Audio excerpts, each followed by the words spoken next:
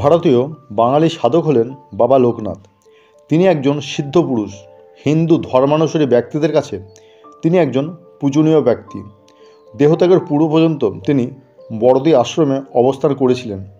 সেই জায়গাটি একটি গুরুত্বপূর্ণ হিন্দু তীর্থভূমি। বিশেষ করে বাঙালি হিন্দুদের কাছে এটি একটি জনপ্রিয় তীর্থস্থান। কিভাবে লোকনাথ বাবা একজন ব্রহ্মচারী হয়ে সিদ্ধিলাভ করে দীর্ঘদিন বেঁচে রইলেন তারই রহস্য উন্মোচন করব আজকের এই ভিডিওতে। চলুন তাহলে ভিডিওটি শুরু করা যাক। বাবা লোকনাথের বিখ্যাত উক্তি, রণে বনে জলে জঙ্গলে যখনই বিপদে পড়িবে আমাকে স্মরণ করিও, আমিই রক্ষা করিব। এই বিখ্যাত যোগী বাবা লোকনাথ জন্মগ্রহণ করেছিলেন 1730 খ্রিস্টাব্দের 31শে আগস্ট কলকাতার নিকটবর্তী বর্তমান উত্তর 24 পরগনা জেলার কচুয়া গ্রামে। তিনি একটি ব্রাহ্মণ পরিবারে জন্মগ্রহণ করেন। তার পিতার নাম রামনারায়ণ ঘোষাল এবং মাতার নাম শ্রীমতী কমলা দেবী। লোকনাথ ছিলেন তার পিতামাতার চতুর্থ পুত্র। লোকনাথের পিতা ছিলেন ধর্মপরায়ণ ব্যক্তি এবং গুপ্ত সাধক। তিনি তার একজন পুত্রকে ব্রহ্মচারী করার সিদ্ধান্ত গ্রহণ করেন, কিন্তু লোকনাথের মা ব্রহ্মচারী করার সম্মতি দিচ্ছিলেন না। শেষমেশ তার মা লোকনাথকে নিজে থেকে ব্রহ্মচারী হওয়ার সম্মতি দেন। এরপর লোকনাথের পিতা আচার্য গাঙ্গুলি অর্থাৎ ভগবান চন্দ্রকে লোকনাথের আচার্যরূপে উপনয়ন সংস্কার করিয়ে আধ্যাত্ম জীবনের গুরুভার গ্রহণ করার জন্য অনুরোধ জানান। আচার্য গাঙ্গুলি ছিলেন পরম নিষ্ঠাবান ও সর্বশাস্ত্রে সুপণ্ডিত গৃহী সন্ন্যাসী। উপনয়নের জন্য লোকনাথ আচার্য গাঙ্গুলির শিষ্যত্ব লাভ করেন ও একই সময়ে লোকনাথের সখা বেণীমাধব চক্রবর্তীও তার শিষ্যত্ব লাভ করেন।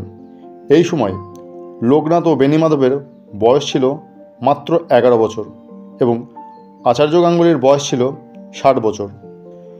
এরপর লোকনাথ ও বেণীমাধব আচার্য গাঙ্গুলির সাথে বেদোক্ত বিধিমতো নৈষ্ঠিক ব্রহ্মচারী হয়ে গৃহত্যাগ করেন।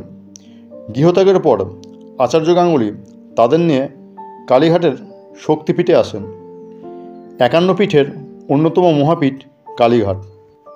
সে সময়কালে কালীঘাট জায়গাটি জঙ্গলে ভরা ছিল। সেখানে আসার পর লোকনাথ ও তার সখা আচার্যকে সাধন ভোজন শিক্ষা দেওয়ার কথা বলেন। সাধন ভজনের জন্য নির্জন স্থান পাবার উদ্দেশ্যে তারা কালীঘাট ত্যাগ করেন। নির্জন স্থানে এসে তারা কঠোর সংযম পালন করেন এবং সুদীর্ঘ 30 থেকে 40 বছর নক্তব্রত পালন করেন। নক্তব্রত হলো দিনের বেলা না খেয়ে থেকে রাত্রে খাওয়া। এরপর একান্তরা ব্রত পালন করেন, অর্থাৎ একদিন কিছু না খেয়ে তার পরের দিন খাওয়া। এইভাবে তারা ত্রিরাত্রি, পঞ্চহ, নবরাত্রি ব্রত পালন করেন। আচার্য গাঙ্গুলি তাদের ধ্যান ও যোগ শিক্ষা দেন। এরপর সিদ্ধি লাভের জন্য তারা হিমালয়ের বরফাবৃত এক নির্জন স্থানে উপস্থিত হন। 50 বছরেরও বেশি সময় ধরে কঠিন তপস্যার দ্বারা লোকনাথ সমাধির উচ্চতম শিখরে পৌঁছান এবং পরমত্ব লাভ করেন। তখন তার বয়স ছিল 90 বছর।